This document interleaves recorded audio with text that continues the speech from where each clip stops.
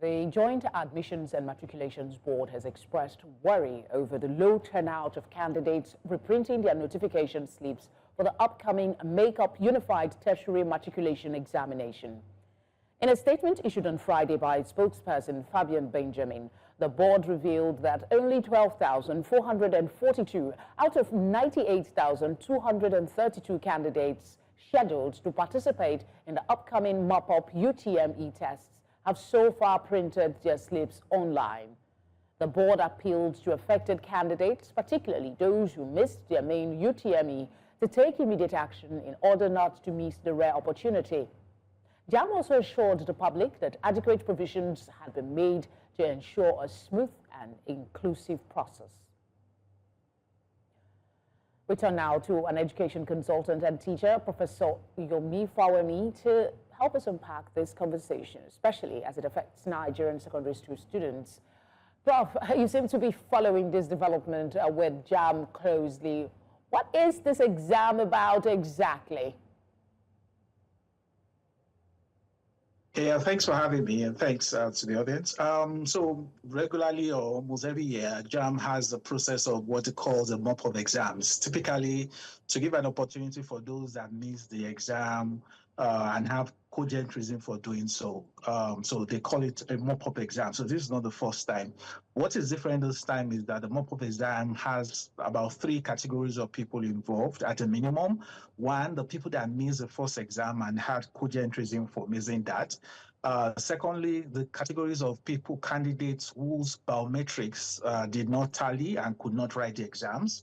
Then the third category were those that missed the receipt exam that was done a couple of weeks back. So those 3 categories ballooned the number of people who are being asked to come and write this mop-up. And that's where we're having as much as 98,000 and plus candidates coming to write the exam. But like JAMB said today, Friday, tomorrow is the exam. JAMB has said only about 12,000 plus have printed their slip because you need to print your slip to write the exam. Only 12.6% of those invited for an exam tomorrow have printed their slips today. Is there a case of we're dealing with people want to do lastminute.com in the sense that they want to print on Friday? We don't know yet. Is there a case of people don't want to write the exam? We don't know yet. But it's worrying that an exam to be written tomorrow, only 12.6% of the candidates have written the exam. That's the very worrying thing. Well, why did it take JAMB this long to raise an alarm? It's less than 24 hours to the exam. Yeah, but JAMB, one of the things we need to talk about JAMB is JAMB's fidelity to timeliness is a challenge. JAMB has a problem of timing and setting dates. If you go back in history, virtually every year, JAMB postpones a part of the exam process. If they don't postpone registration, they'll postpone mock exam, they will postpone. They always have consistently have a challenge with timing. Now, what has happened was that after the receipt exam was completed, the expectation was that they were going to immediately announce the date for the mop-up, and they delayed. And because sometimes JAMB seems not to really care about many things, particularly people's psychological, emotional state. So here's a child who was supposed to write JAMB the first time, his biometrics, which is not his fault. So in this case, maybe the child's thumbprint was not registered by a machine. It's not the fault of the candidates. There's nothing the candidate would do about it. Now, the guy couldn't write the exam. Receipt, you didn't allow the guy to write the exam. You said he should wait for mop-up. And then I remember for a fact that many people were asking JAMB over the last couple of weeks, when is the mop-up? When is the mop-up? JAMB would just say, we will announce the date to you. And recently they just announced the date. And maybe some people have other engagements. We don't know why. But JAMB's capacity to manage schedule.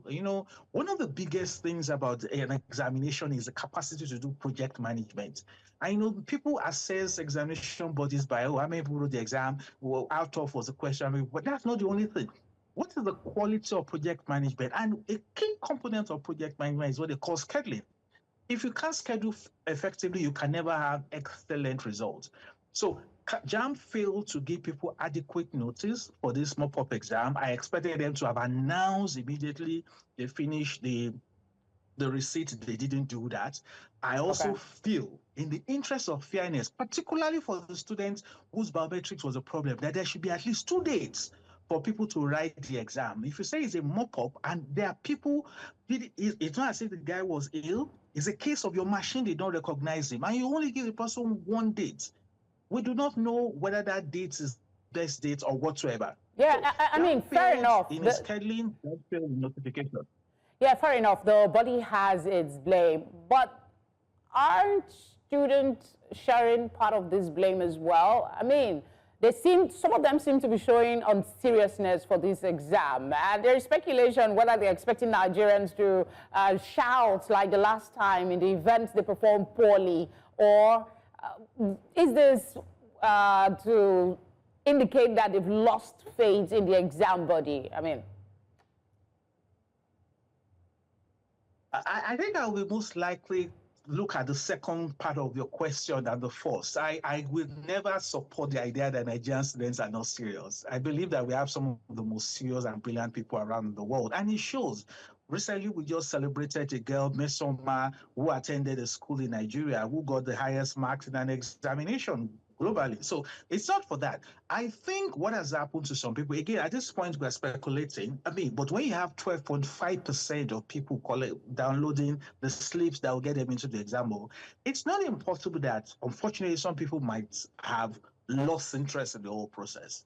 Some people might have assumed that all hope is lost. Some people might have tried to think about alternatives. Some people might have traveled abroad.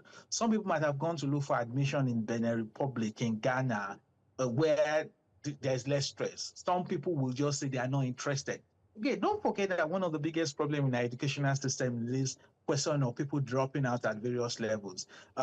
So for some people, maybe somebody who was even being forced to write the exam, he never wanted to go to ISO, he just wanted to go and start trading. Now you give him this much of stress, and the person will just say, well, what the point? I really wish we had more time, Prof.